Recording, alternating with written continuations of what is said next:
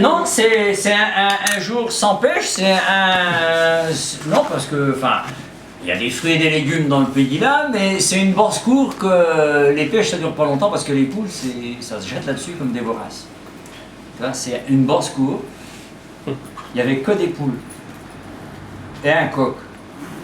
Fluo forcément, parce que un seul coq avec tout et un poulailler de poules, ça le fatiguait. Enfin, il y a des moments, ça l'excitait. Et alors, il était dans une basse-cour avec une blesse, enfin un grillage, une protection pour faire attention aux bêtes voraces, à Dieu d'or, les renards et tout ça, là, qui jettent là-dessus. Là. Et le matin là, le soleil était encore pas levé, et puis tu avais les poules et le coq qui chantaient. Le coq, mais il était fluo au maximum, tu sais, quand les piles sont neuves, tu vois là. Il était rouge comme tout. Alors, ça cocotait, cocoricotait. Mais tout ce que ça savait tout d'un coup, lui il s'est pas rendu compte, mais à un moment, il n'y avait plus que lui qui cocoricotait pendant que les poules étaient là. Il se rendait pas compte, il était là. Bon, il dit, bête, il avait le bec en face de la goule d'Ernard. Il était en prospection matinale, il dit, alors là, il dit, c'est pas l'heure normale.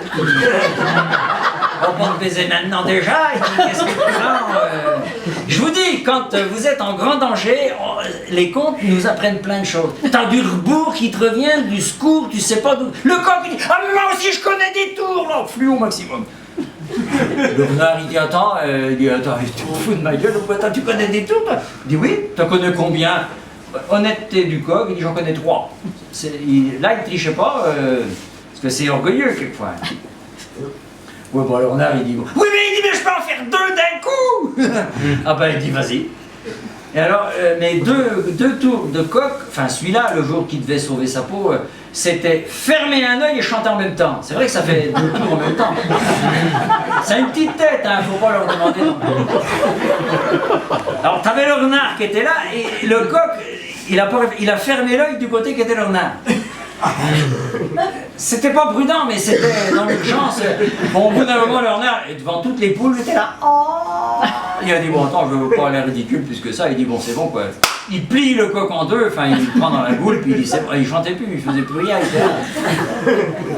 Et derrière, oui, parce que, oui, je vous ai pas expliqué, mais donc, il avait tellement paradé le coq qu'il était passé derrière, au-delà du grillage, quoi. C'est pour ça qu'il était en danger. Et il y avait une butte là, comme une petite scène, quoi. Alors c'est le renard à son tour qui faisait des tours sur la petite butte, et puis tout, devant toutes les poules, il était là, notre coq, quoi. Puis le renard, il dit, bon, bah, c'est bon, je vais le foutre au frais, il va pas non plus, les poules, genre, prendre là-dedans, un de ces quatre, il dit, et puis il s'en va avec le coq fendu en 2, quoi, dans la goule, quoi. Je sais pas, les poules, quand même, à un moment, elles se disent, mais notre coq, quoi. Il n'avait qu'un, quoi. Alors toutes les poules en même temps, les gars disent l'assassin, l'assassin, l'assassin. C'est vexant pour un coq de se faire défendre par ces pauvres petites poules innocentes.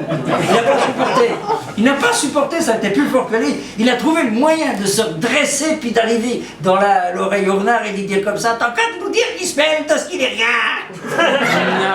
Et le renard, tu vois, c'est des gens d'importance quelquefois ne mesurent pas la portée de gestes dangereux. Il va pour ouvrir la goule pour dire les poules, mais le coq, c'était pas un coq d'élevage avec le bec à moitié coupé, les ailes à moitié coupées, enfin tu vois, il était complet, tu vois, dès que l'autre a ouvert sa goule, il s'est envolé, il y avait un châtaignier, puis le renard était... Alors là, c'était la honte totale, là. Hein, il s'agissait plus de parader avec un pauvre huilier devant toutes les poules, il venait de perdre sa proie. Le coq qui le regardait de haut, il dit, oui, on a appris quelque chose aujourd'hui. Ouais. Il dit, moi aussi, j'ai appris quelque chose aujourd'hui. Ah oui. Les poules écoutaient parce qu'elles voulaient bien apprendre aussi. Ouais, il dit, quand on n'a pas envie de dormir, on ferait mieux de ne pas fermer l'œil. Hein. Qui dit leur âme. C'est vrai aussi que quand on n'a pas vraiment grand chose à dire, on ferait mieux de fermer sa goule.